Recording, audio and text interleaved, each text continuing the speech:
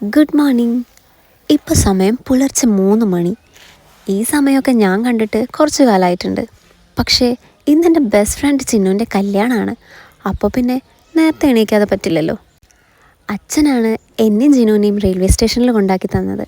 അവിടെ എത്തിയപ്പോൾ പ്രിയനെയും പ്രിയയുടെ അച്ഛനെയും കണ്ടു. ഒരുപാട് കാലത്തിന് ശേഷം കാണുന്നത് കൊണ്ട് അതിൻ്റെ സന്തോഷം ഞങ്ങൾക്ക് ഉണ്ടായിരുന്നു കേട്ടോ. ഒന്ന് സംസാരിച്ചിരുന്നപ്പോഴേക്കും ട്രെയിൻ വന്നു. ട്രെയിനിൽ കയറിയിട്ട് പിന്നെ ഇത്രയും കാലത്തെ കോളേജ് വിശേഷം മുതൽ കുടുംബവിശേഷം വരെ ഞങ്ങൾ പറഞ്ഞു തീർത്തു. ട്രെയിൻ കുറച്ച് ലേറ്റ് ആയതുകൊണ്ട് എത്തിയപ്പോഴേക്കും ടയേർഡായിട്ടുണ്ടായിരുന്നു. അമ്മ കഴിച്ചിട്ട് പോയാൽ മതി എന്ന് പറഞ്ഞപ്പോൾ കേട്ടാൽ മതിയായിരുന്നു. എന്തായാലും അങ്ങനെ ചങ്ങനാശ്ശേരി എത്തി. അവിടെ നിന്ന് ഒരു 5 മിനിറ്റേ ഉണ്ടായിരുന്നുള്ളൂ റൂമിലേക്ക്. അവിടെ എത്തിയിട്ട് ട്രെയിനിൽ കണ്ട ഞങ്ങൾ തന്നെയാണോ ഇത് എന്ന് സംശയം തോന്നുന്ന പോലെ ഞങ്ങൾ റെഡിയായി.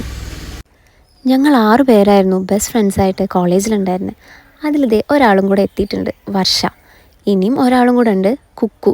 ആൾക്ക് എത്താൻ പറ്റിയിട്ടില്ല, അവൾ അബ്രോഡാണ് വർക്ക് ചെയ്യുന്നത്.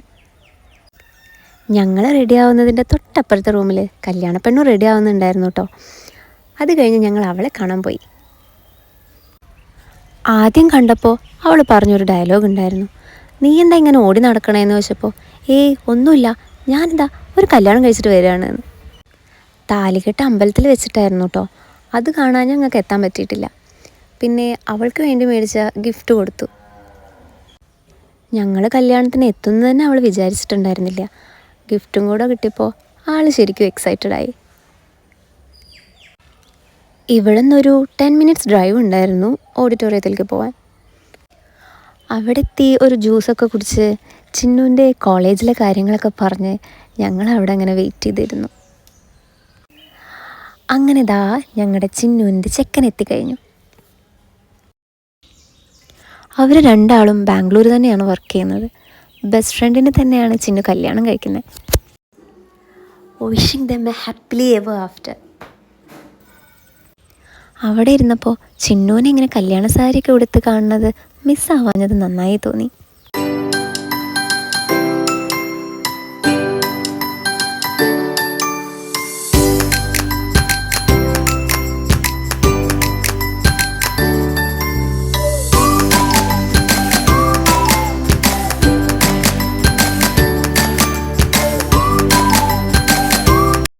ക്യാമറ ചേട്ടന്മാരെല്ലാവരും കൂടെ ഫ്രണ്ടിൽ പോയി നിന്നതുകൊണ്ട് ഒന്നും ക്ലിയറായി കിട്ടുന്നുണ്ടായിരുന്നില്ല.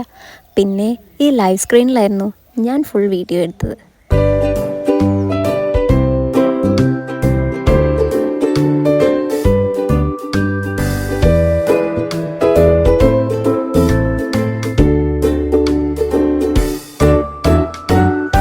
തിരിച്ചു പോകാൻ 2:30-ക്കായിരുന്നു ട്രെയിൻ.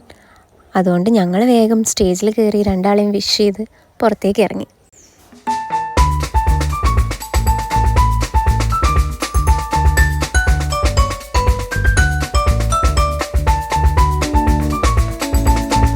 അവരുടെ കൂടെ നിന്നിട്ടും ഫോട്ടോ ഒക്കെ എടുത്തിട്ടുണ്ടായിരുന്നു കേട്ടോ.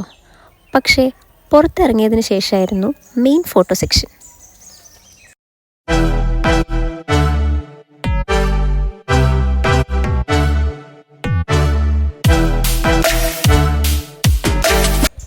ഞങ്ങൾ തലങ്ങും വിലങ്ങും ഫോട്ടോ എടുത്തു.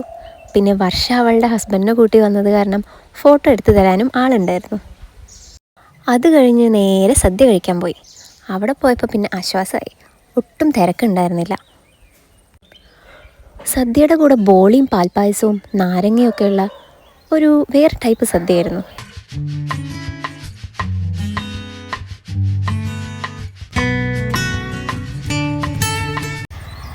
പോണേന് മുന്നേ ഒന്നുകൂടെ അവരോട് പോയി ടാറ്റ ബൈ ബൈ ഒക്കെ പറഞ്ഞ് ഞങ്ങൾ നേരെ സ്റ്റേഷനിലെത്തി. ട്രെയിൻ ഒരു 1/4 മണിക്കൂർ ലേറ്റായിരുന്നു. അപ്പോഴും അവിടെ ഇരുന്നും ഒരു ഫോട്ടോ എടുക്കാനൊന്നും ഞങ്ങൾ മറന്നില്ല.